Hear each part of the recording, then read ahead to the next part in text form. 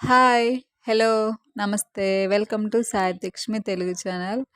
First time గనక మన వీడియోని చూస్తున్నట్లయితే సబ్స్క్రైబ్ చేసుకొని పక్కనే ఉన్న బెల్ ఐకాన్‌ని యాక్టివేట్ చేసుకోండి. ఈరోజు వీడియోలో చింతపండు పులిహోర ప్రిపేర్ చేసుకుందాం. ముందుగా ఒక బౌల్ తీసుకొని అందులో 2 టేబుల్ స్పూన్ మెంతులు, 2 టేబుల్ స్పూన్ ఆవాలు తీసుకొని డ్రై రోస్ట్ చేసుకొని పౌడర్ చేసుకుందాం. ముందుగా మనం చింతపండుని ఒక హాఫ్ అన్ అవర్ నానబెట్టి ఉంచుకుందాం. అలా నానబెట్టి ఉంచుకున్న చింతపండుని మిక్స్ చేసుకుంటూ ప్యూరీని స్ట్రైన్ చేసుకుందాం. ఇలా స్ట్రైన్ చేసి ఉంచుకున్న చింతపండు ఇలా ప్రిపేర్ చేసి ఉంచుకున్న చింతపండు ప్యూరీలో ఒక 4 చిల్లీస్ని సన్నగా పొడవుగా కట్ చేసుకుని యాడ్ చేసుకుందాం. ఒక హాఫ్ స్పూన్ పసుపు, 1 table spoon salt, 1 table spoon oil add చేసుకొని ఇది మీడియం ఫ్లేమ్లో ఉంచుకొని కుక్ చేసుకుందాం.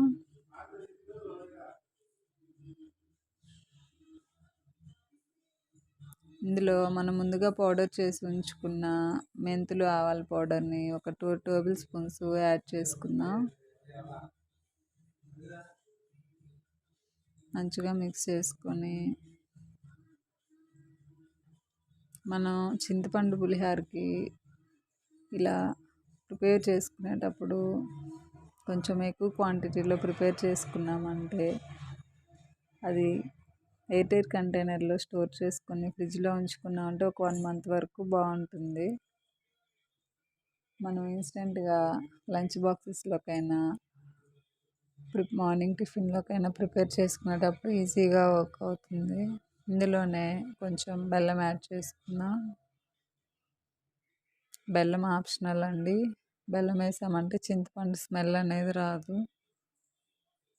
ఇప్పుడు పోపు ప్రిపేర్ చేసుకుందాం. ఒక 3 టేబుల్ స్పూన్స్ ఆయిల్, ఒక హాఫ్ కప్ పల్లీలు, ఒక 2 టేబుల్ స్పూన్స్ పోపు గింజలు వేసుకొని మంచిగా ఫ్రై చేసుకుందాం. ఇందులో ఒక 3, 4 ఎండుమిర్చి కర్రీ లీవ్స్ని యాడ్ చేసుకొని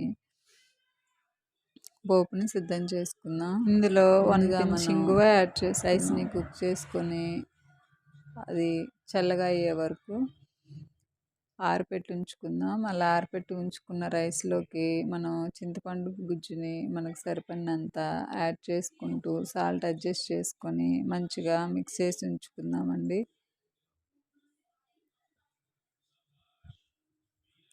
ఇలా మిక్స్ చేసి ఉంచుకున్న రైస్లోకి మనం పోప్ని యాడ్ చేసుకుంటూ మిక్స్ చేసుకొని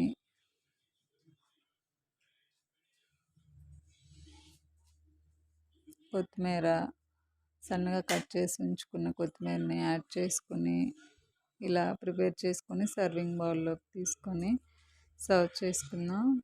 వీడియో కనుక నచ్చినట్లయితే లైక్ చేయండి, షేర్ చేయండి, కామెంట్ చేయండి. Thanks for watching.